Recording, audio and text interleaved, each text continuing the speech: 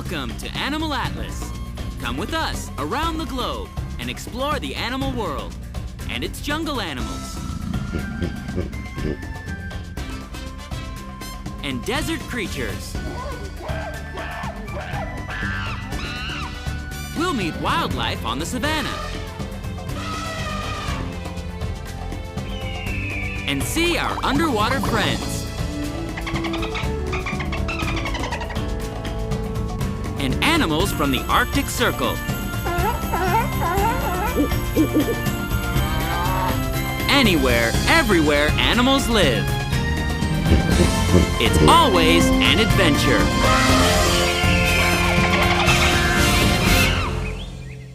Today on Animal Atlas, instead of taking the long view of animals we've come to know and love, we're headed in for a closer look. Closer. Even closer. Yes, that's it. For a look not at noses, or eyes, or ears, or even feet, but at an animal's very skin, or fur,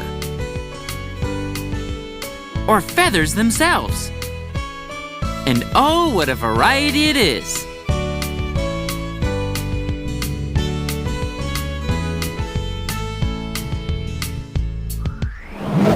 Who has skin? We humans do, of course. Skin, in fact, is often referred to as the largest organ of the human body, weighing more than any other single organ, and accounting for about 15% of our body weight. Surprised? This applies to you, too. As an ape, the skin you're in has a lot in common with a human skin. Apes also have expressive faces that aren't concealed by hair. And some bonobos have receding hairlines. An impressive, muscular, hairless chest is characteristic of the silverback or mature male gorillas. Yes, areas of exposed skin is something we find in the world of primates, of all kinds. But there are many mammals whose skin is, if not naked, pretty close to it. So what does skin do exactly? A lot of things. For one thing, skin acts as an anatomical barrier between the internal organs and the external environment by containing a variety of nerve endings that react to heat and cold, touch, pressure, and vibrations.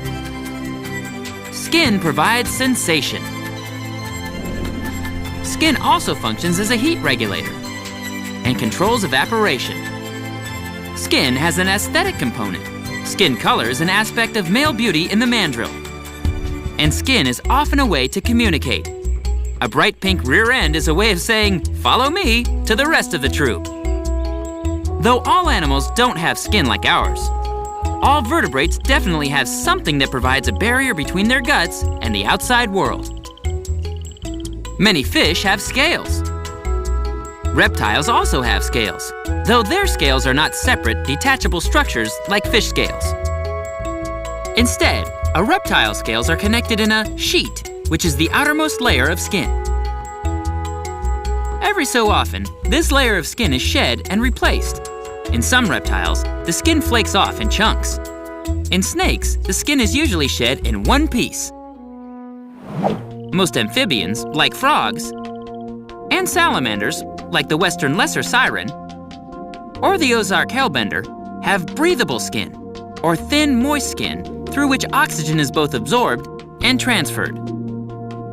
This special skin requires amphibians to live in moist or humid environments, since their permeable skin loses water even as it gains oxygen. Living in a wet environment such as this lets the happy amphibian reload its water reserves without taking a single drink. The word amphibian, in fact, comes from the Greek word amphibios, meaning a being with a double life.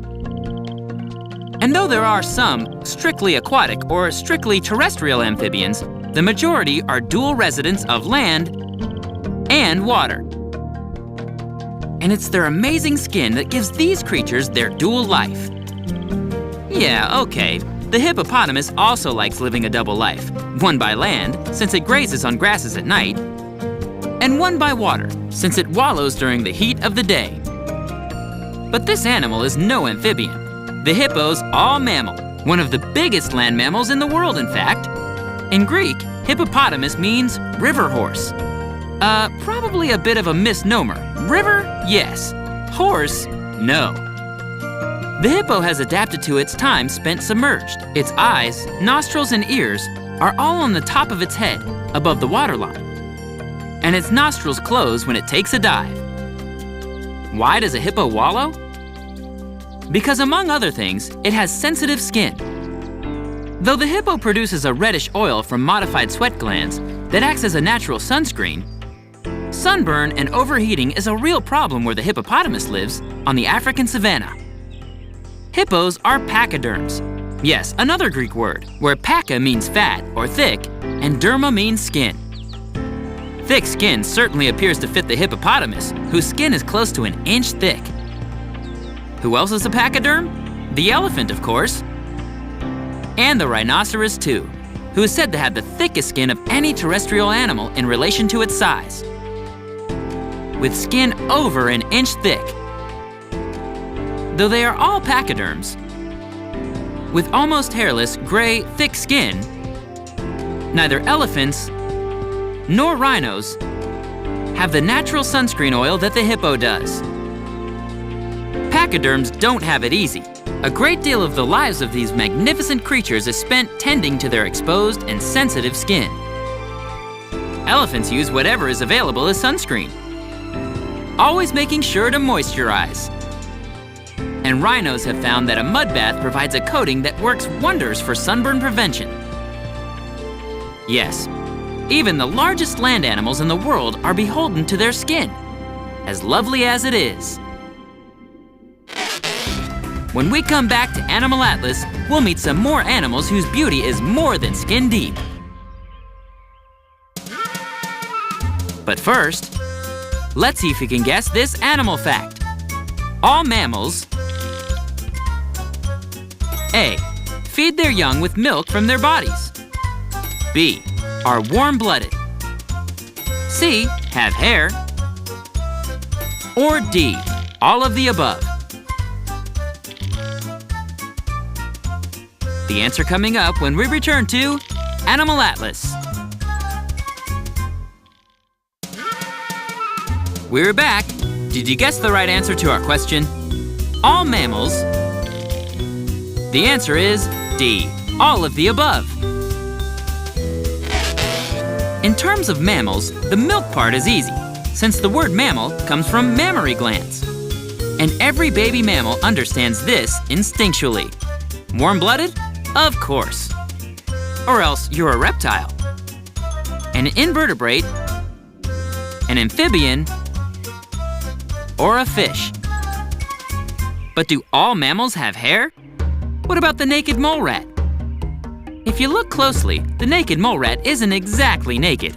It has hair, but only just a little, since these interesting creatures live in the comfort of underground burrows, where a woolly fur coat would just be too warm and might get in the way. What about the naked ape? No, there are no naked apes species-wise. All apes have hair. Unless, like Cinder, a chimpanzee from the St. Louis Zoo, they have a condition called alopecia universalis. When Cinder was born in 1994, she had a full coat of hair. But when she was 5 months old, most of her hair fell out, almost overnight. Alopecia universalis is an autoimmune condition which triggers the body's defense system to prevent hair growth. The best news? Cinder is perfectly healthy. And none of the other chimps care about her baldness one bit. No, all mammals have hair when they're born. Even marine mammals, like whales. And dolphins. Hair, you say? What hair? If you look closely, these charming creatures have what can only be described as a cetacean mustache. Very becoming. In terms of most mammals, our marine mammal friends, and favorite pachyderms notwithstanding, it's easy to see that mammals have hair. Some have lots of hair. Some not as much. What's the difference between hair and fur? Fur is hair, and if we want, where animals are concerned, we can use the words almost interchangeably. Here's a long-haired dachshund. Here's an ocelot with a beautiful fur coat. Fur actually refers to the body hair of most non-human mammals. So mammals can have hair, but we humans can't have fur. Simple, right? Fur generally consists of 2 layers. First, the guard hair, which is the top layer. This consists of longer, straight shafts of hair that stick through the underfur. This is usually the visible layer for most mammals, and these hairs contain the most pigmentation. Underfur is the bottom layer, which consists of woolly hairs that tend to be shorter and denser than the top layer. One way to think of these 2 layers is that, in general, the guard hair provides the coloring, the camouflage,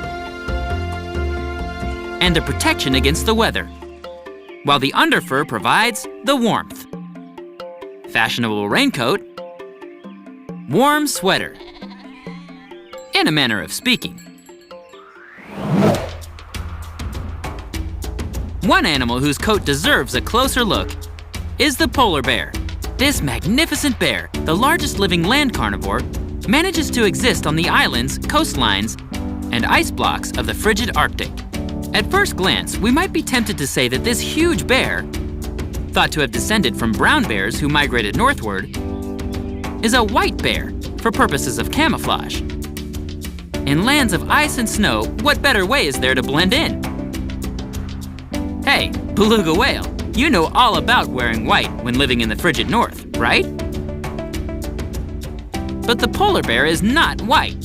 Seriously, the long guard hairs in this animal's fur are actually hollow and transparent, which means colorless. The polar bear looks white because the air spaces in each hair scatter the light of all colors. The color white becomes visible when an object reflects back all of the visible wavelengths of light instead of absorbing some of them. Yes, it sounds complicated, but all this means is that you're a colorless bear with black skin and the illusion of a white coat, because the hairs are clear and hollow and filled with air. Those guard hairs also stick together when they get wet, forming a barrier which helps to keep the skin dry. What about underfur? Colorless too. Furry foot pads are not only warmer, but help the polar bear not to slip on the ice. This bear is truly a marvel of adaptation, and what's most marvelous about the polar bear is all in the fur.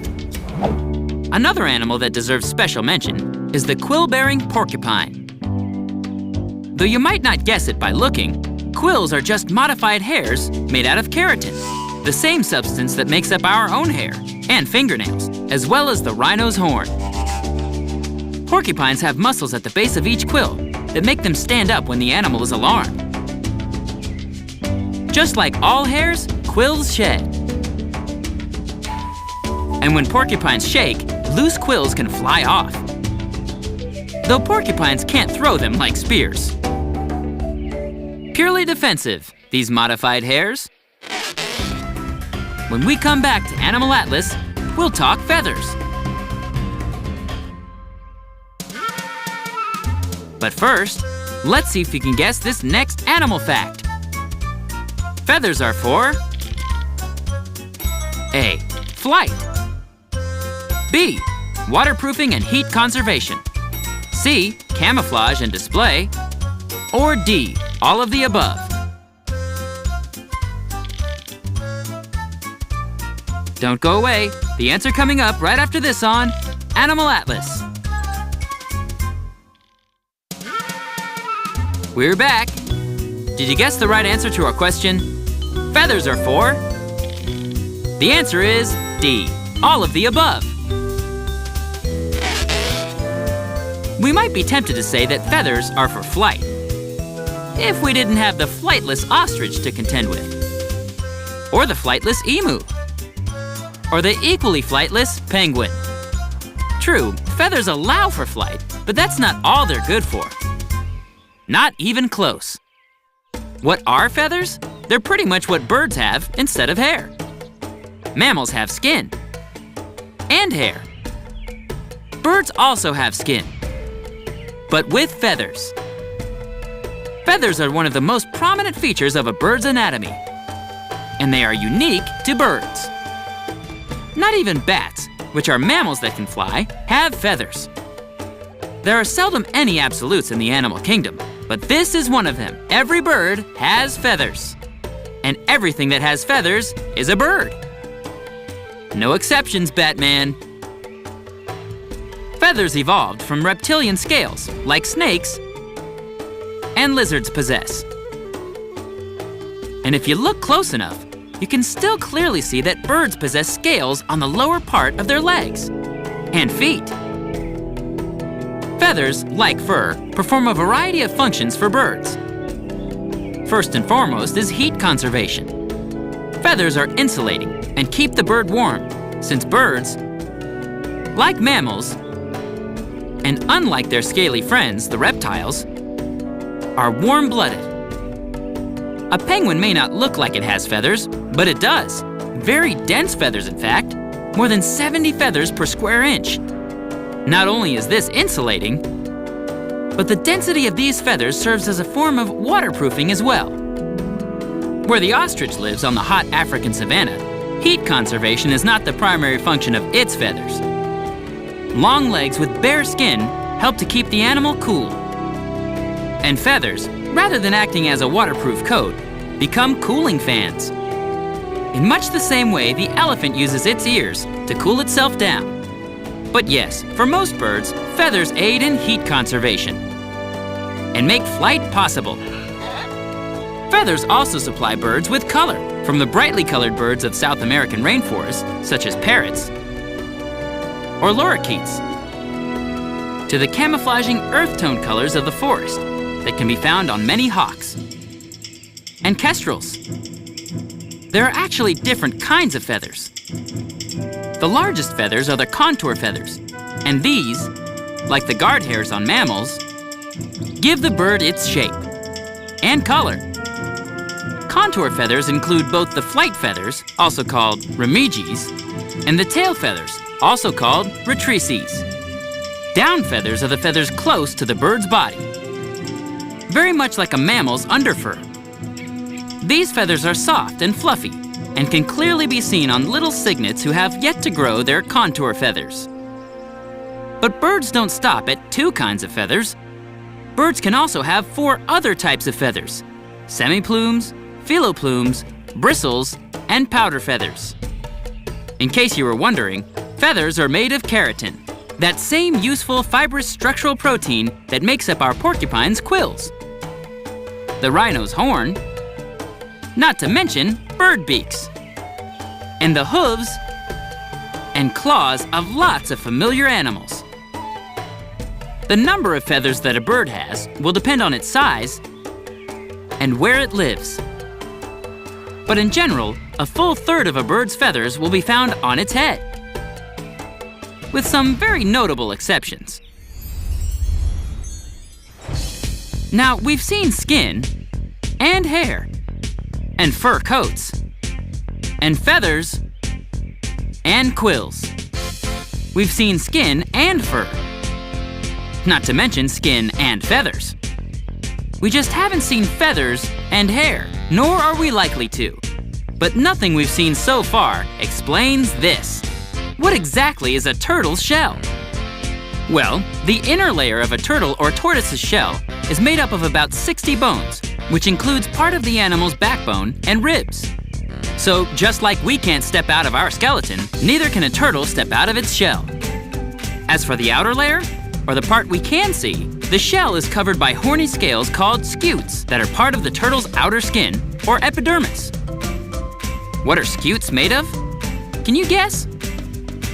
That's right, keratin once again, one of the most useful proteins in the animal kingdom. Yes, there's certainly more to skin, fur, and feathers than meets the eye. From rough to smooth, to bristly, to soft, to sleek, to dense, to fluffy, to long, and short. We humans may think we are what we wear, but animals wear exactly what they are. Right? You bet.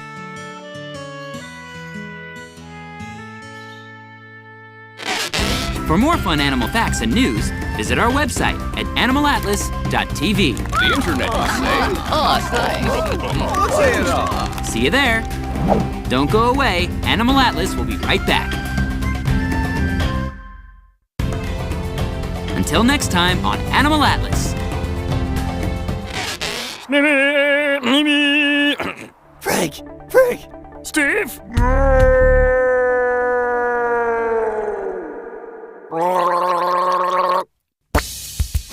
You smell that? All I ever smell is bear.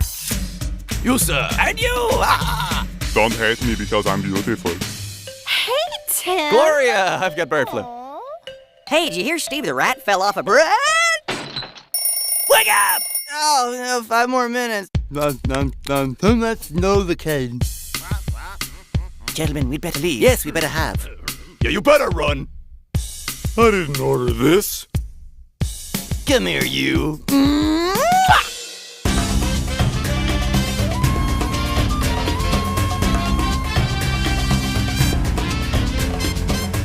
Once again, we've traveled the globe from North and South America to Africa and Asia to Australia and every fascinating place in between.